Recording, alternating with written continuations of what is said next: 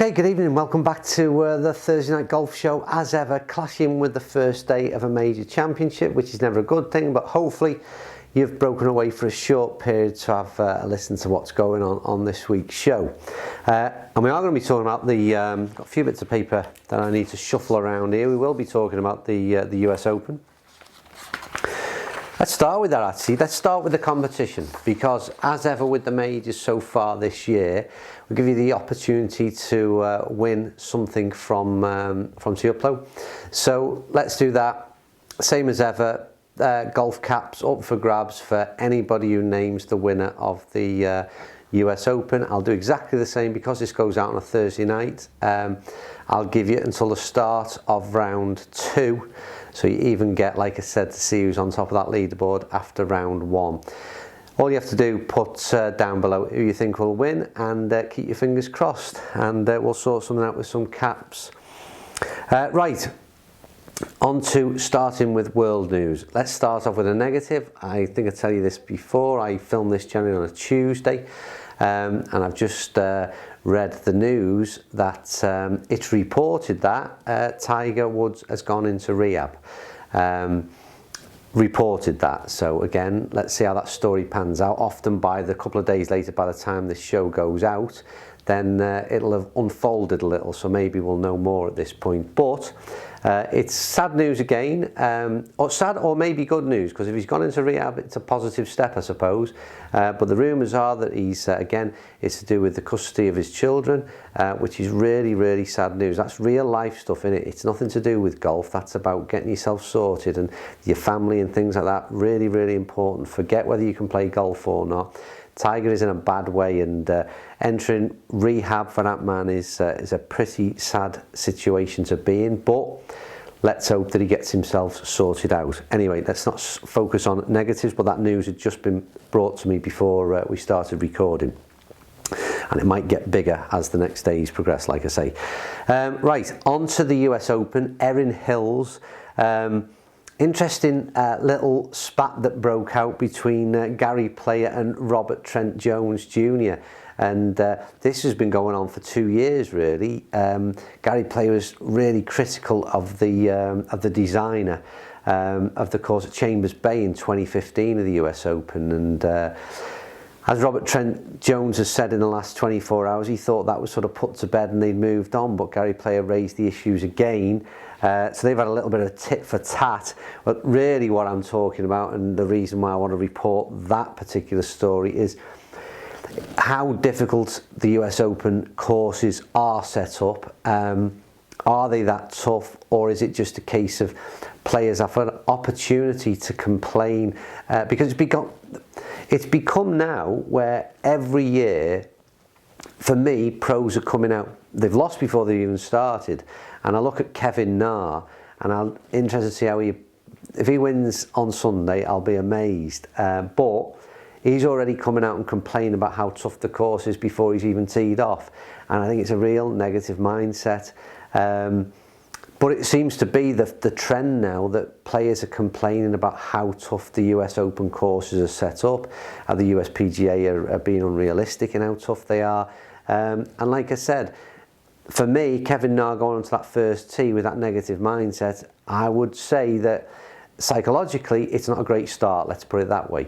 And on the other hand, the flip side of the coin, Rory McIlroy has came out and he's criticised the players who are complaining about how tough the US Open is. And I think it's a real positive statement from Rory, because what he's basically saying is that these fairways, I think he said, are 50 to 60 yards wide, and the top players in the world are all gathered for what is a major competition.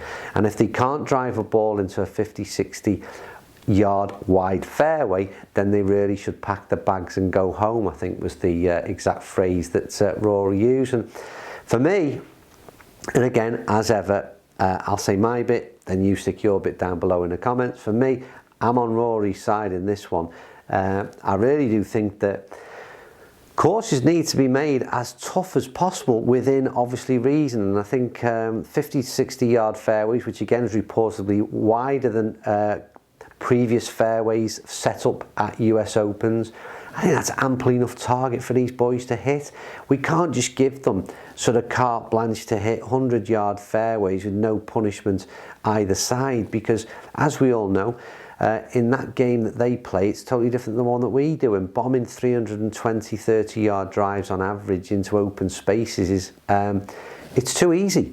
And I think, my issue is when they set up greens that are pins set at real unrealistic places, on running on stimp meters that again are far too quick. When it becomes, like I said, almost people are rolling putts with trepidation, looking to two-putt rather than hole-a-putt. That's the negative I don't like to see. But in terms of 50 and 60-yard fairways for these pros to hit and then getting punished when they're outside of that, I think that's fair enough. You know, like I said, we don't want to see a slugfest, but what we do want to see is the best players rewarded. And again, going back to Rory's statements, he's highlighted how much, you know, driving is a skill. It's not just about bombing it as far as you can, and the better drivers, more consistent players from the tee and into green should be rewarded. Not everybody should be getting away with the wayward shots. So, what do you think? Is the US Open too tough? Should we make it even tougher? Or have they got it about right? You'll have watched one round at Erin Hills, so again, maybe we'll have a better opinion than I have right now when we see it and see how the players get on with it in the next few days. But interesting little debate they've got there. Again, I keep talking about things you'll know that I don't. Will Phil Mickelson make his tee time? It's looking unlikely. I think it's his is it his daughter's or is it his daughter's, granddaughter's? It'll be his daughter's, won't it? Daughter's graduation. I think, but I know that he's struggling to make his tee time. It looks unlikely. On the other hand, Dustin Johnson will make his tee time. Birth of his child came along early, which was great news for him, both on the birth of his child, but also allows him to make his tee time for the US Open. Nobody wants to miss the majors when they come along. But yeah, it looks like Phil won't be there. But again, let's wait and see. So yeah, world news again. Been fairly quiet really. Like I said, the Tiger story may unfold a little bit, and we will see how the next 4 days unfolds. What will be. I like the US Open. I like the different setups. Erin Hills for me looks an absolutely superb track, and really always a bit away from the norm in terms of American courses, I think. So really looking forward to seeing how this next few days pans out. Anyway. End of world news for this week. Going back on it with I really enjoyed last week's show. I've enjoyed the last couple of weeks really in terms of club testing because and what it then thrown up. We tested this Epic 7-iron, which produced some phenomenal numbers in terms of yardages, low spin numbers, and there was lots of debate as to whether or not a 30-degree 7-iron was good or bad for the game, or what problems it might you might incur by having these irons in your bag, leaving lots of gaps down the bottom end of the bag. So again, lots of debate, which is what I always love on this show. But we went this week back to Clark's Golf Centre, and I thought we'd try and take the debate a little bit further on. And I tested 3 of the stronger lofted clubs, the ones that are being, well, I think criticised by a few. Others are saying, you know, it's part and parcel of if they help people play the game better, get more enjoyment, fulfilment for the game, then all are good. So there's like I said, there's a pretty much a 50-50 debate. But these are the clubs that are very strongly lofted. So I tested the Epic again against the M2 irons of 2017. Don't forget they're lofted at 7-iron, unbelievably 28.5 degrees worth of loft on them things. And then I looked at the Big Bertha OS, again that's lofted at 30 degrees. And I did quite a bit of testing, and here's a little clip from the video from, well, it was actually from Monday morning. I've been looking forward to this, getting back, because we had great success with our video in terms of the Epic irons, and I say success in terms of it was a great viewing one for us. We got out there fairly early with it, which was a first for us, but it was the interaction in relation to the comments, and we carried it on in a Thursday night golf show. A lot of debate as to whether or not a 30-degree 7-iron was slightly cheating, I suppose. It's the wrong word to use, but I said I couldn't think of another one. But yeah, so interesting that one. Make sure link will be down below. Watch that one in full, and again we might even this debate might go on a little bit further, and I'm sure there'll be plenty of comments on that video alone. Interestingly enough, again, I've requested both the 4-iron and the pitching wedge. I'm not sure if I said this last week. I'm just awaiting those from Callaway, because lots of people are the general, I don't say it's a criticism, but I think it's, you know, if you're hitting 7-iron 180, 185 carry, what effectively will pitching wedge be, and then how do you gap your clubs down to the lower end of the bag? So I'm trying to hit a pitching wedge, or get a pitching wedge rather, to try see what sort of yardages they're coming in at. And again, I'd like to see the top end of the bag and a 4-iron, and what potentially it eliminates from the top end of your bag, whether or not sort of hybrids start to become redundant, and then that step on again is in this next few days. The Epic hybrid is due to land at any minute. So again, I think it's been interesting. I mean, again, for love it or hate it, I think it's been a real interesting product change. Callaway Epic range full stop. Whether you talk about the driver or now into the irons, I think it's been very interesting what has happened and the science that is in these clubs. But like I said, I won't go on too much about that because we did discuss it a lot last week. Right. Let's do, what order are we going to do this in? Few questions from in the last week. And again, if you've got any questions, then fire them in the comments below. We'll pull them out and put them into next week's show. First one, it's about gapping of clubs, and again, it follows on from the discussion that we've just had. My opinion on it and the problems it might cause in the lower end of the bag. For me personally, and I answer this, like I said, from my own perspective, and this may not be the same for everybody, I prefer hitting irons than I do hitting woods. If you watch any of my course logs, you'll see the reason why. But I am a little bit more consistent with my irons, and if let's say arguably a 4-iron is going to be sort of potentially a 220, 230 yard golf club all of a sudden, in the way in which science and technology is going, then it would perhaps mean that I wouldn't be using a hybrid utility. Perhaps I wouldn't be using a 5-wood dropped out the bag. You'd still obviously wouldn't be competing with the lengths of your driver, but if I could hit a 4-iron consistently into fairways with a 230 carry, I'd be tempted to put those irons in my bag, and I'd suffer the consequences, I'm told, the debate is, I'm not told, at the bottom end of the bag, the bottom end being the shorter clubs. So again, going on the sort of 10 yards pro rata in terms of each club, we're looking at pitching wedge again going up to the sort of 150 mark, and at the moment I hit my pitching wedge, I generally hit around the sort of 130 mark. That's what I would be hitting. So again, there is this again continual 20-yard increment in clubs. So a 150 pitching wedge means that we've got some gaps down the lower end. And how I currently gap my clubs is I go pitching wedge, 58, 52 would be obviously the next club in, 52 and a 58. They're the only wedges that I carry. And arguably, I think that I would need perhaps one more wedge in the bag. And I think that at the moment the fashion has been over the last, whatever it is, 10 years, that you need a club for every yardage in the bag, and people want a 52 to go 110, a 58 to go 90, and then they want a 60-degree to hit 75 yards, I don't know. But I think there's a bit more skill to the lower end of the clubs that we could perhaps use that would solve the problem of having a wedge for every single yardage in the bag and for a full swing.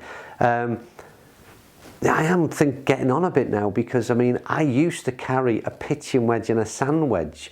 That was it. There was no gap wedges. You had two clubs, and you know, for shorter wedge shots you played a half and a quarter swing. You know, it was you made do with the clubs that you had in your bag, and I just think having that variety, that lower end of your bag, is a good skill set to have.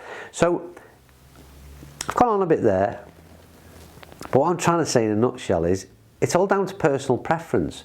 And for me is that I would prefer to be able to hit or be able to carry 5 and 4 iron in my bag that potentially mean I can eliminate longer clubs, woods, hybrids out of my bag, with the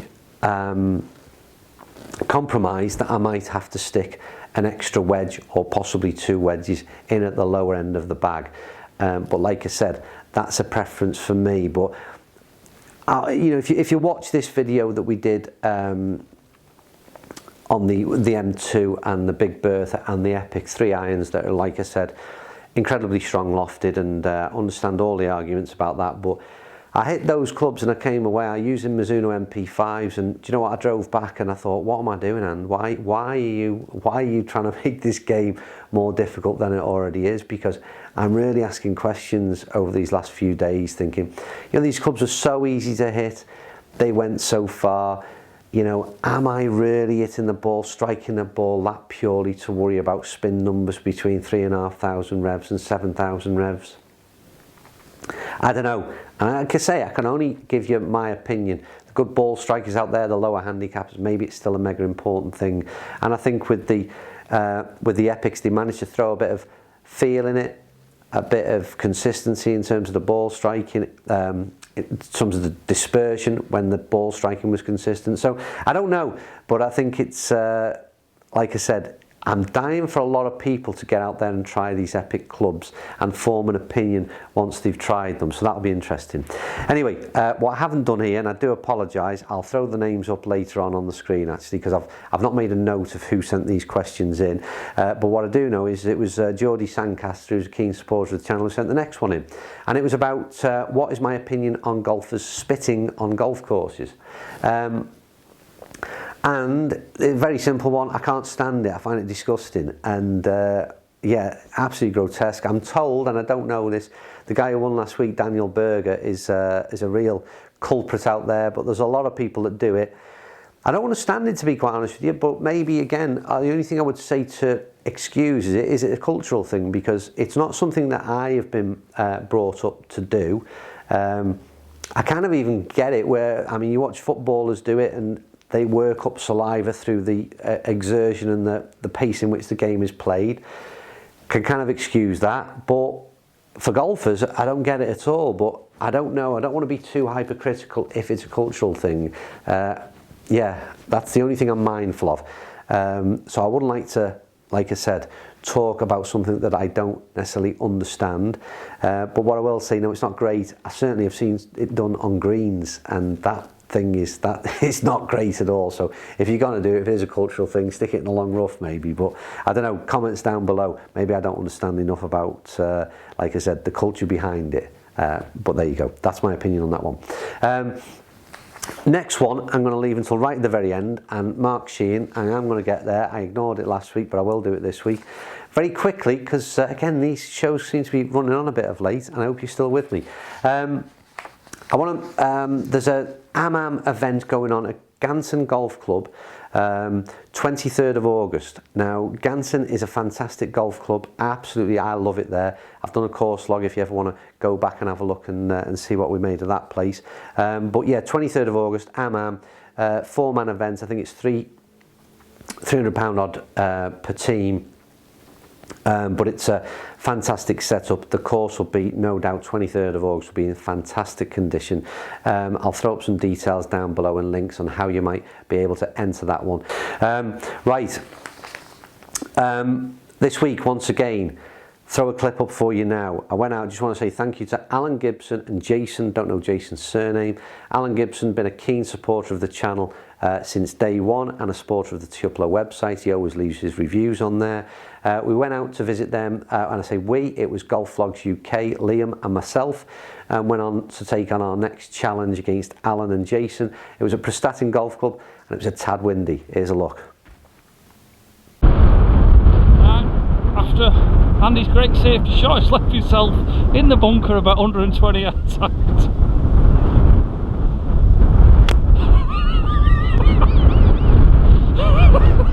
Backspin.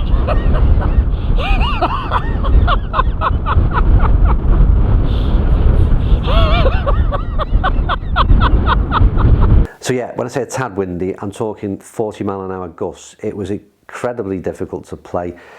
Enjoyed it nonetheless. Another great day out with Liam at Golf Vlogs UK. Make sure you check out his channel. We're having a good few pairs matches, and leads me on to next Monday, Tuesday. We're out at, I'm visiting York for 2 days with Liam. Ooh, that could be dangerous. So we play York Golf Club on the Monday and Sandburn Hall on the Tuesday. 2 18-hole vlogs will be coming your way from there. Hopefully that'll be a good deal of fun.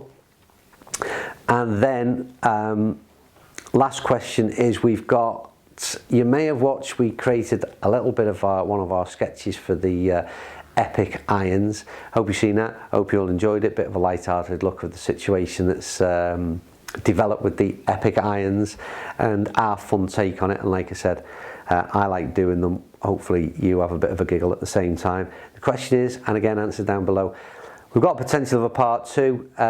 Do you want to see it? If you do, let us know and we'll get that one filmed. If you think enough is enough and time to move on and you've had your laugh at that one, then we'll call it quits. But yeah, part 2 is scripted.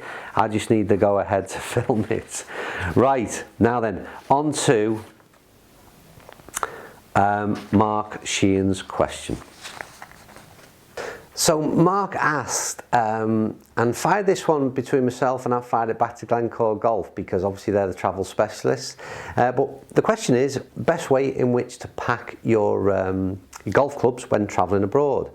And the first interesting point that they came back with Glencore, which I thought was really good, was to either pack pencil bags or very light stand bags, because the chances are, and this is really focused at groups travelling I suppose, but it allows you in one of the cases, the travel cases for your golf clubs, they're suggesting that on a 20 kilo allowance you'll get 2 sets of clubs packed in to one of those travel bags, and I thought that's a great heads up to start with. So the other big point they mentioned is to travel with, if you can, taking golf balls out of the golf bags, because again they can add considerable weight. So again, pack them into your main suitcase or maybe your hand luggage on the plane. And for me personally, it's a case of I've always done put my golf clothes in, my golf shoes in, because again I think they're very, very light in weight, and again allows you to, when I've travelled abroad, is paid for my golf club but just paid for hand luggage on the plane and not paid for the main suitcase, if you like, which I think is a great way of saving money. But again, I suppose it largely depends on how long you're going for and how big your main suitcase needs to be. But yeah, for me, with the 10 kilo allowance you get on most hand luggages, what I need, as long as I've got me speedos packed and yeah, a couple of pairs of golf shorts and what have you, but like I said, shared between my my travel golf bag as well, I think that's more than enough. So what you pay, or save rather, from your main suitcase luggage, you pay for your golf club transportation. So yeah, but I thought the pencil bag one was a good idea. To fit 2 bags into one of those is a great way of saving some money. Anyway, hope that answers your question, Mark, because Mark was a competition winner earlier on in the year, and he is very soon, I think he's booked his trip and he's on his way in September. I think that's right anyway, but have a good time. Make sure you pack that bag well. Right, so the next segment again is all about travel, and I've asked a few questions over the recent weeks that sort of been building to where are the best places to travel to in terms of European destinations. People are already looking about the golf for maybe later on when our British summer has gone away, if we ever see any of it. And I'm being told by Glencore that the real area that we should be looking to consider is Costa Dorada. They're really interested in building their area as a golfing destination, south of Barcelona, 2 airports, flying into Barcelona or into an airport called Reus. Up and coming region, again somewhere where, like anything, when it's up and coming, they're trying to get people in, prices are lower, they want to fill hotels, they want to fill golf courses, so this is a great place to go.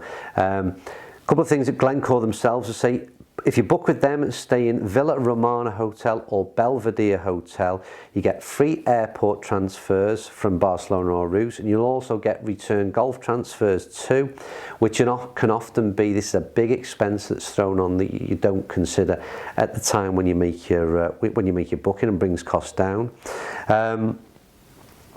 One of the great things I picked up on was that a lot of these courses are offering you unlimited golf. So once again, there's that opportunity to get out in the morning, bit of lunch, maybe 9 hours in the morning lunch, get out there in the afternoon as well. So that's another thing that these guys throw in.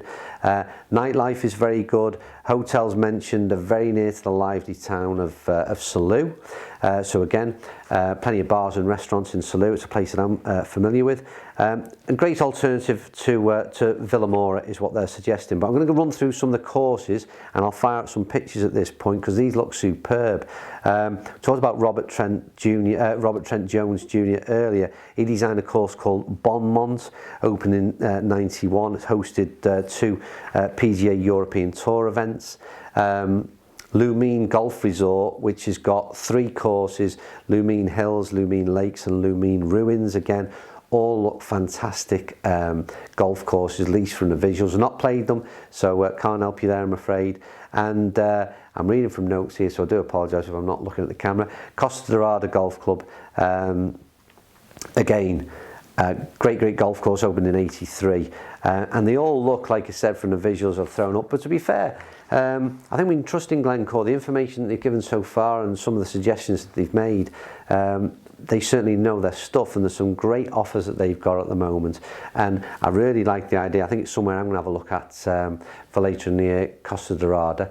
Perhaps get over there. You never know, they might even send me and Liam out on a course vlog for a few days, and that would be nice. I quite like the look of, what's it called, Lumine. They look nice courses there, so you never know. We'll see how that pans out. Anyway, hope you enjoyed that one. Just a point to remember in terms of a lot of you will have entered into our competition to win, and I can't remember which one the Glencore is at the moment. I know we've got some £100 vouchers for taggers. There's a Ben Ross driver up for grabs, and there's an offer, a prize being given away from Glencore again. Those the closing date for all those competitions is next week. Can't remember the exact date, but I think it's within the next few days. Actually, it's posted on there. Have a look on the website. Don't forget, that's winwithtiuplo.com. If you've not done so already, then this is your last chance to get your entries in, because we will announce the winners of all those competitions next week. So last chance. This one has dragged on a bit. Hope you stuck with it. You've probably got one eye. If you bothered to watch the show, you'll certainly have one eye on the US Open as well. Enjoy that over the next few days. As ever, if you do like this show, please do give us a thumbs up. If you like what you see and you don't subscribe, then please do so. And for everybody else, just as ever, thank you for watching, and I will shut up because, like I said, this has gone on for quite some time, and I'll see you very, very soon on Tiuplo TV.